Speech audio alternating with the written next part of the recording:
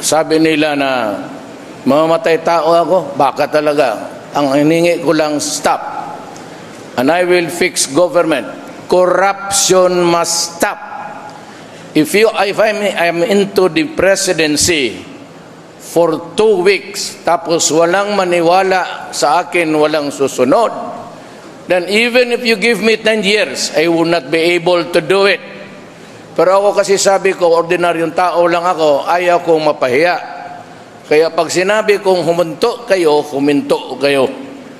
And for those really, alam ko na, I have one word for all of government dito sa Pilipinas. Stop. S-T-O-P. Just stop. Just obey the law.